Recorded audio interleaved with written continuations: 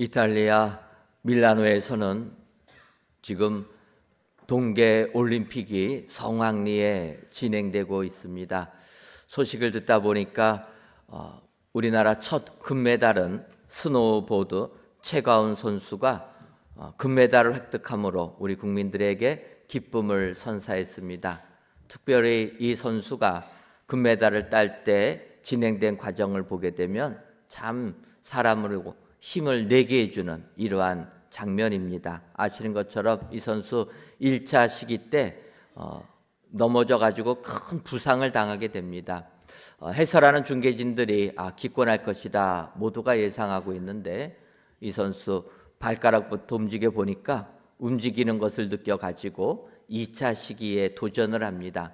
2차 시기 가자마자 바로 넘어집니다. 그리고 이제 마지막 3차 시기 한 번 남았는데 그 3차 시기를 완벽하게 스노우보드 경기를 마감하여서 금메달을 따게 되는 이러한 상황이 중계가 되었습니다. 참 이 선수의 그 스노우보드 공중에서 한 4바퀴씩 도는 걸 보니까 너무나 사람으로 하여금 기쁨을 선사하는 참 귀한 금메달입니다. 그럼에도 불구하고 우리들이 동계올림픽 금메달 이 생각을 하게 되면 피겨퀸 김연아 선수를 생각하게 됩니다. 그녀가 피겨스케이팅을 하게 되면 수많은 해설가들이 카리스마 넘치는 연기를 했다라고 이구동성으로 칭찬을 하게 됩니다. 그녀는 어떠한 악조건 속에서도 흔들리지 아니하고 본인만의 스케이팅을 보여주어서 사람들이 이렇게 칭찬을 하는 겁니다. 지금도 우리들의 뇌리에 있는 2010년 밴쿠버 동계올림픽 때 김연아 선수가 출전을 했습니다. 바로 앞에 나간 선수가 최고 기록으로 점수를 기록할 때 그 다음에 뛰는 선수는 주눅이 들기 마련인데 오히려 김연아 선수 주눅 들지 아니하고 카리스마 넘치는 연기를 펼쳐서 세계 신기록을 세우면서 메달을 따는 장면은 지금도 우리의 마음을 흥분되게 만드는 상황입니다. 그런데 이런 김연아 선수가 연기, 스케이팅 연기를 보여줄 때 해설자들은 카리스마 넘치는 연기라 이야기합니다. 이 카리스마라는 표현은 어떤 사람이나 무대나 콘텐츠가 강렬한 매력과 존재감을 뽐내고 있을 때 이런 상태를 카리스마가 넘친다에 표현합니다. 헬라어에서의 카리스마라는 뜻은 예언이나 기적을 나타내는 무언가 초능력적인 절대적인 권위나 신의 은총을 뜻하기 때문에 이렇게 사람들에게 강렬한 인상을 주는 것들은 우리가 카리스마가 있다 이야기를 합니다. 그런데 성경을 보게 되면 헬라어로 쓰여진 성경은 이렇게 해석을 하지 않습니다. 이제 우리가 보는 로마서 12장 6절을 보면 우리에게 주신 은혜대로 받은 은사가 각각 다르니 혹 예언이면 믿음의 분수대로. 바울 사도가 로마 교회에게 편지를 쓰면서 이렇게 얘기하는 것입니다. 우리에게 주신 은혜대로 받은 은사가, 이 앞에 나와 있는 은혜라는 단어가 헬라어로 카리스입니다. 그래서 주신 카리스대로 받은 은사, 카리스마가 각각 다르다. 카리스를 주셨고 그것을 받으니까 카리스마가 되었다 이야기하는 것입니다.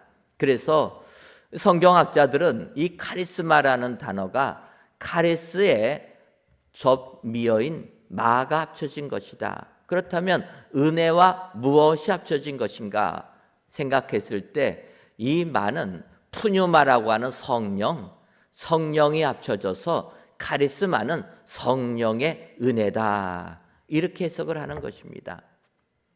또 어떤 분들은 그렇게 단어를 분석하지 않고 카리스마는 하나님이 은혜로 주신 선물이다. 여러분, 은혜는 선물로 받는 것 아닙니까? 우리가 원한 게 아니라 알아서 선물로 주는 겁니다. 그래서 은혜로 받은 선물이라 이렇게 해석을 합니다. 어떤 해석이 맞냐 틀리냐가 아니라 하나님께서 우리에게 은혜로 주신 선물, 성령님의 선물은 각각 달라서 이것은 나에게 각 개인에게 가장 적당한 것을 주셨다는 것을 알고 거기에 맞춰서 순종하며 헌신할 때 하늘의 복이 임하게 되는 줄 믿습니다. 여러분들, 우리가 다 인정하듯이 사람은 다 다릅니다. 지구상에 있는 모든 사람, 쌍둥이조차도 다르다라는 것입니다. 저희 교회 안에도 쌍둥이들이 있습니다. 전등 구별을 못합니다. 그런데 쌍둥이들 부모님은 구별하는 것입니다. 똑같게 생겼지만 아니다라는 것입니다.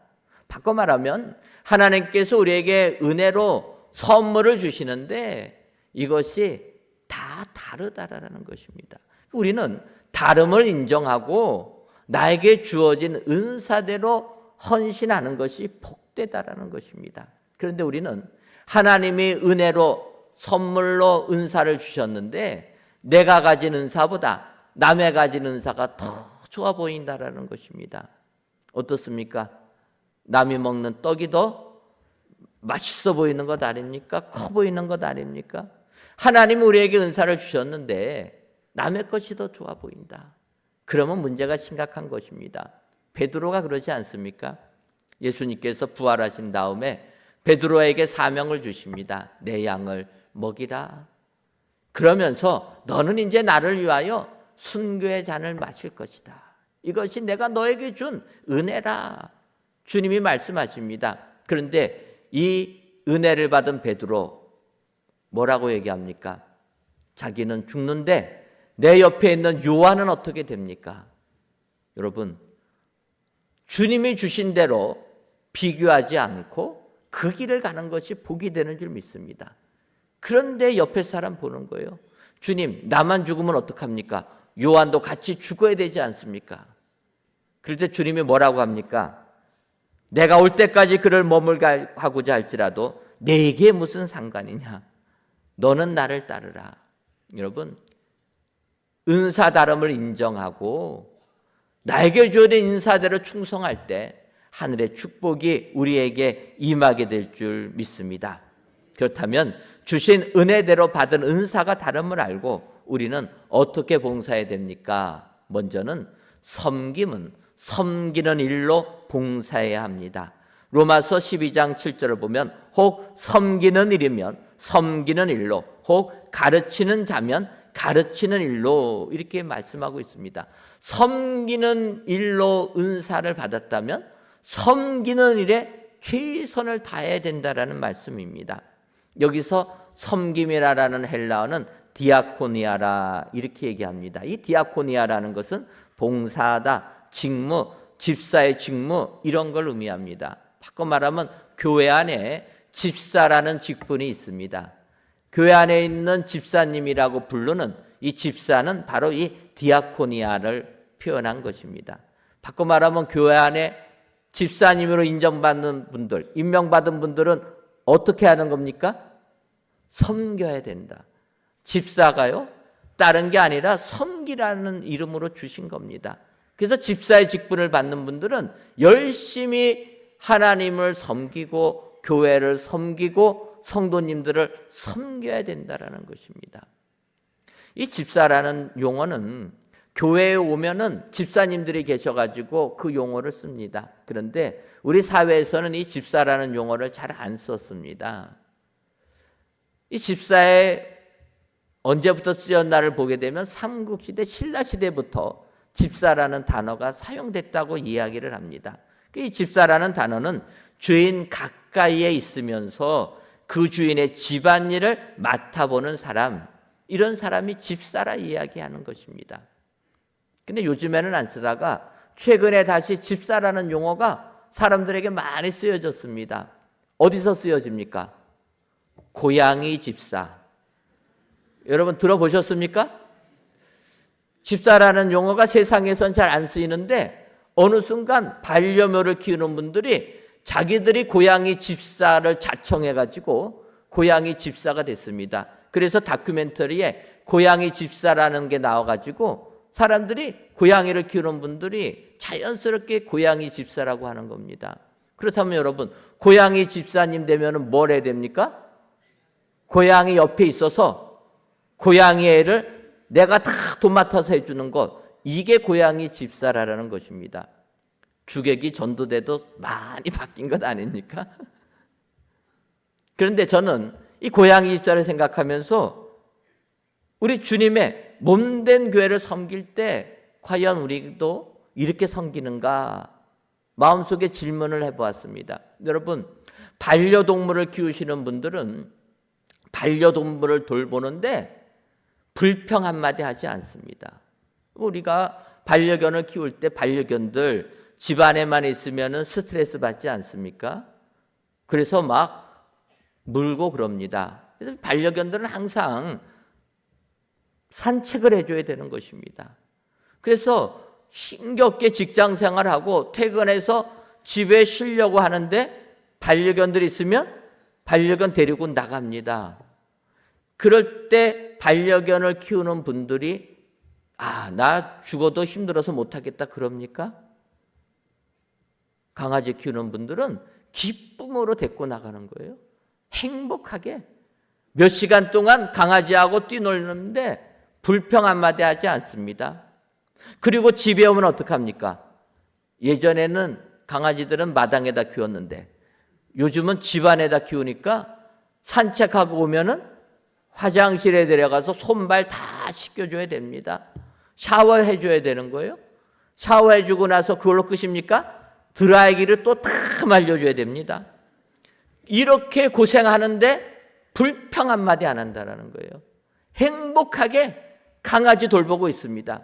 그런데 한 가지 질문하겠습니다. 그렇다면 여러분, 우리 주님을 섬기실 때 여러분 이 기쁨 가지고 주님을 섬기십니까? 아멘이 적게 나올 줄 알았습니다. 교회에서 이것 좀 주님으로 해달라 부탁하면 뭐라고 얘기합니까? 시간이 없다. 뭐 물질도 없다. 나는 바쁘다. 또 일을 하면은요 어떻게 합니까? 온갖 짜증내면서 불평하면서. 여러분, 반려 고양이 키울 때도 행복하게 한다라는 것. 하나님을 섬기는 일은 비교할 수가 없는 것 아닙니까? 진정으로 섬김의 은사를 받은 사람은 섬기는 일에만 최선을 다해야 될 줄 믿습니다.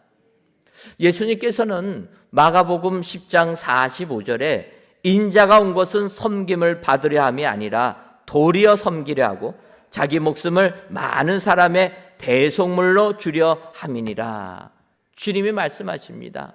내가 이 땅에 온 것은 섬김 받으려고 온 것이 아니라 섬기려고 왔다. 주님이 섬기려고 오셨다면 주님을 따르는 주의 제자된 우리들도 섬기는 자가 되어야 될 줄 믿습니다. 여러분, 주님께서 집사의 직분 주신 것 감사로 받으시기를 바랍니다. 주님이 나를 사랑하셔서 섬기라고 직분 주셨다는 것, 이거 감사하면서 섬기는 일에 최선을 다해야 될 줄 믿습니다. 여러분, 예수님께서는 비유를 통해서 그렇게 말씀하십니다. 종이 주인을 섬길 때 종은 주인의 칭찬받으려고 인정받으려고 섬기는 게 아니다라는 것입니다. 종이 주인을 섬기는 것은 당연한 것이다 이야기합니다. 누가복음 17장 7절 이하를 보게 되면 너희 중 누구에게 밭을 갈거나 양을 치거나 하는 종이 있어 밭에서 돌아오면 그더러 곧 와서 앉아서 먹으라고 말할 자가 있느냐? 도리어 그더러 내 먹을 것을 준비하고 띠를 띠고 내가 먹고 마시는 동안에 수종 들고 너는 그 후에 먹고 마시라 하지 않겠느냐? 명한 대로 하였다고 종에게 감사하겠느냐? 주인은 종이 밭에 나가서 열심히 일하고 왔을 때 그에게 너 고생했다 칭찬하면서 밥 먹으라고 안 한다라는 것입니다. 종의 할 일은 밭에 나가서 일하는 일이었기 때문에 일하고 온 것이고 와서는 주인을 또 섬기게 하는 것이 이 종의 일이라는 것입니다. 우리가 주님의 종이라면 이 같은 자세를 가져야 될 줄 믿습니다. 많은 자들이 주님 섬기면서 왜 교회에서 나를 인정해 주지 않느냐? 왜 교회에서 나를 칭찬하지 않느냐? 하면서 불평한다라는 것입니다. 여러분, 참된 종은 그것이 아닌 것입니다. 누가복음 17장 10절을 보면 이와 같이 너희도 명령받은 것을 다 행한 후에 이르기를 우리는 무익한 종이라 우리가 하여야 할 일을 한 것뿐이라 할지니라. 주님이 말씀하십니다. 무익한 종이라는 거예요. 열심히 한다고는 다 했지만 주인 보시기에는 우리는 주인에게 아무런 도움이 되지 아니하는 무익한 종이라. 단지 우리는 해야 할 일을 한 것뿐이라. 이런 자세를 가지고 섬길 때 주님이 인정해 주시는 일꾼이 되게 될 줄 믿습니다. 오늘도 우리 주님께서 어떤 분들에게는 집사로 주님 섬기라고 직분 주신 줄 믿습니다. 이럴 때는 섬기는 자는 섬기는 일로 최선을 다할 때, 그리고 주님 앞에서는 나는 무익한 종이라 고백할 때 주께서 인정해 주시고 복 내려 주실 줄 믿습니다. 오늘도 주님이 주신 은사가 바로 나가 섬기는 것이라 생각하시고 주를 위하여 충성을 다하시는 저와 여러분들 되시기를 주님의 이름으로 축원합니다. 다음으로 주신 은혜대로 받은 은사가 위로는 위로하는 일로 봉사해야 합니다. 로마서 12장 8절을 보면 혹 위로하는 자면 위로하는 일로, 구제하는 자는 성실함으로, 다스리는 자는 부지런함으로, 긍휼을 베푸는 자는 즐거움으로 할 것이니라. 이렇게 말씀합니다. 여기서 상반절을 보면 위로하는 자면 위로하는 일로, 이 위로라는 헬라어는 파라칼레오라 이야기하면서 권면하다, 간구하다, 격려하다, 위로하다 이렇게 됩니다. 이 단어에서 우리 교회에서, 우리나라 교회만 있는 권사라는 직분이 나오게 되는 것입니다. 그러니까 교회 안에 권사로 저희가 임명하는데 권사의 직분은 바로 여기 나오는 위로하는 자라는 거예요. 교회 안에서 권사님들은 상처받은 사람들, 어려움 겪는 사람들 위로하는 일이라는 것입니다. 그런데 우리가 교회 안에 권사님들 어떻게 생활하십니까? 정말 내가 교회 안에 있는 모든 성도들 위로해 주는 자가 됐는가? 우리는 생각해 봐야 됩니다. 뿐만 아니라 이 위로는 참으로 조심하면서 잘해야 됩니다.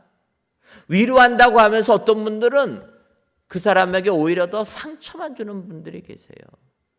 위로는 정말 잘해야 됩니다. 우리가 알듯이 욥기 1장 1절을 보면 우스 땅에 욥이라 불리는 사람이 있었는데 그 사람은 온전하고 정직하여 하나님을 경외하며 악에서 떠난 자더라. 이렇게 말씀합니다. 욥은 하나님을 경외하며 악에서 떠난 자였다. 그런 욥에게 온갖 고난이 임하게 됩니다. 모든 재산 다 잃어버리고 하루아침에 자녀들 다 죽어나가고 자기 몸에는 병이 들어서 정수리부터 발끝까지 종기가 그를 괴롭힙니다. 하나님 앞에 정직하고 하나님 경외하며 잘못한 것 하나도 없이 악을 떠난 그 사람에게 이렇게 고난이 닥치게 되니까 그 아내조차도 이야기합니다. 당신이 그래도 자기의 온전함을 굳게 지키느냐? 하나님을 욕하고 죽으라. 아내조차도 욥에게 하나님 욕하고 죽으라고 이야기합니다.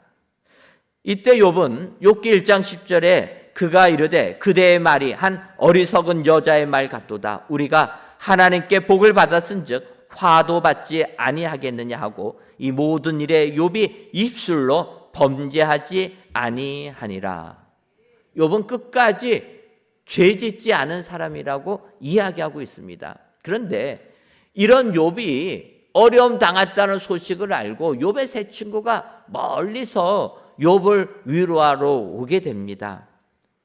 욥이 당한 그 고난을 보고 그들이 할 말을 다 잃어버립니다. 너무나 힘겨워합니다. 그러면서 욥을 위로한다고 위로하는데 그들의 말은 그겁니다. 너에게 이렇게 큰 고난이 닥친 것은 내가 하나님 앞에 죄를 저질렀기 때문에 하나님이 벌 주시는 것이다. 그러니 하나님 앞에 회개하고 다시 돌아서서 죄 사함을 받으라 이야기하는 것입니다. 그때 욥이 얘기합니다. 나는 하나님 앞에서 죄 지은 게 하나도 없다. 그럴 때 그들은 아니라라는 겁니다. 결국 이것이 욥기 마지막 부분까지 욥과 세 친구가 변론하는 내용이 이 내용입니다. 욥은 나는 아니다라고 하고 친구들은 너가 죄 지었으니까 죄 고백하라라는 것입니다. 이런 대화를 할 때 욥이 위로를 받았겠습니까? 아니다라는 거예요. 욥의 마음에는 상처만 받는 겁니다. 지금 자기에게 주어진 환경이 너무나도 힘든데 와서 위로해 줬다고 온 친구들이 오히려 더 너가 죄졌으니까 회개하라고만 얘기합니다. 상처가 되는 거예요. 마음에 대못을 박았다라는 것입니다. 여러분, 우리는 이와 같은 우를 범할 때가 있다라는 것입니다. 위로한다고 하면서 위로 주기는커녕 그 사람에게 상처만을 안기는 것입니다. 이런 욥 하나님이 어떻게 평가하냐면 욥기 42장 7절을 보면 여호와께서 욥에게 이 말씀을 하신 후에 여호와께서 대만 사람 엘리바스에게 이르시되 내가 너와 내 두 친구에게 노하나니 이는 너희가 나를 가리켜 말하는 것이 내 종 욥의 말같이 옳지 못함이니라. 옳지 못했다라는 것입니다. 하나님을 오해했다. 하나님이 평가합니다. 욥의 말이 맞았다라는 것입니다. 여러분, 위로자가 되려면 바른 위로자가 돼야 됩니다. 오직 하나님의 말씀에 근거해서 위로해 줄 때 그 위로가 참된 위로가 되는 줄 믿습니다. 우리가 지금도 위로해 줄 때 항상 내 생각 가지고 위로한다라는 것입니다. 여러분, 내 생각 갖고 위로하다 보면 오히려 더 상처를 줄 수 있다는 걸 기억하시고 하나님의 말씀만 가지고 위로해 주시기를 바랍니다. 이사야서 40장 1절을 보면 너희 하나님이 이르시되 너희는 위로하라 내 백성을 위로하라. 이사야 선지자가 선포합니다. 나라 망하고 바벨론에 포로 잡혀가서 낙심한 그들에게 하나님이 위로를 선포하시는 겁니다. 이 위로가 어떤 위로입니까? 그들을 구원해 주실 메시아 예수 그리스도의 탄생을 이사야서 40장부터 마지막 66장까지 말씀하고 있다는 것입니다. 여러분, 하나님의 말씀 갖고 위로할 때 진정한 위로가 임하게 되는 줄 믿습니다. 오늘도 하나님이 주신 은사가 위로라면 모든 사람 만날 때 위로해 주셔서 말씀으로 위로해 주셔서 주께 영광을 돌리시는 저와 여러분들이 되시기를 주님의 이름으로 축원합니다. 마지막으로 주신 은혜대로 받은 은사가 베품이라면 즐거움으로 해야 합니다. 로마서 12장 8절 중반 하반절을 다시 보면 긍휼을 베푸는 자는 즐거움으로 할 것이니라 이렇게 말씀하고 있습니다.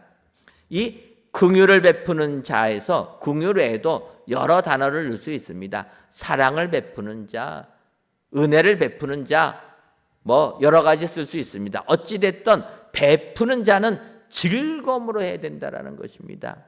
여러분, 사람은 태어날 때부터 베푸는 것보다는 갖는 것이 더 훈련되어 있습니다. 그렇지 않습니까? 우리 태어난 아이를 보면 어떻습니까? 아이는 뭐든지 손에 잡습니다.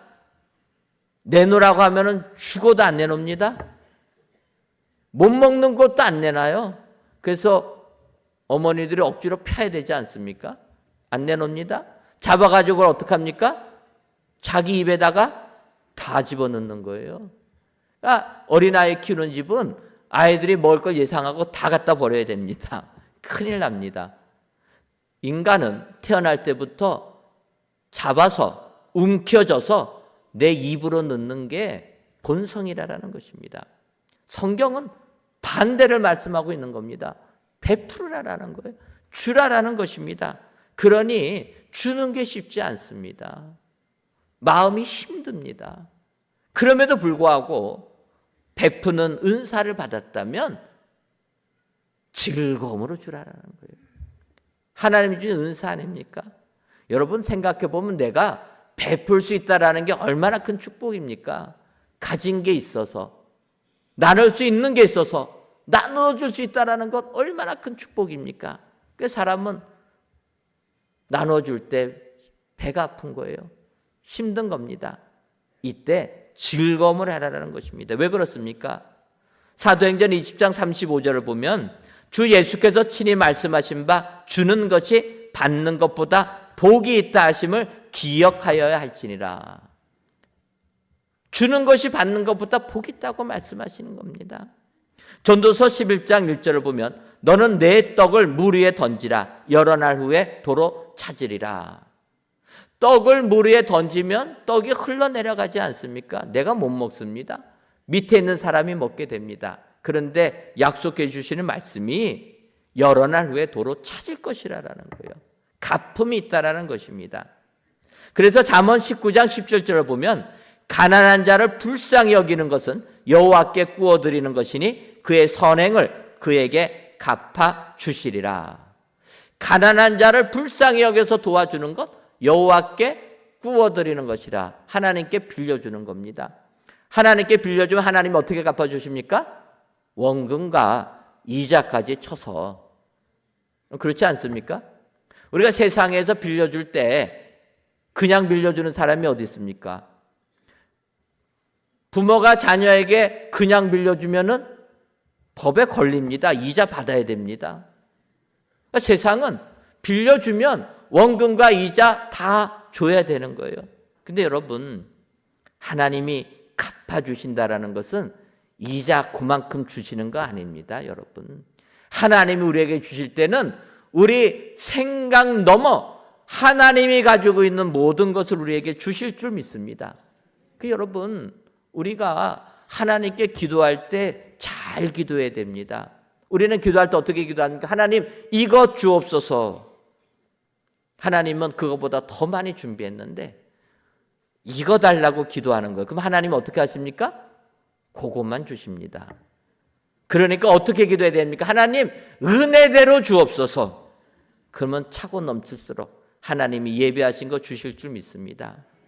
베풀 때 즐거움 가지고 베풀면 하나님이 은혜대로 모든 것 채워줄 줄 믿습니다.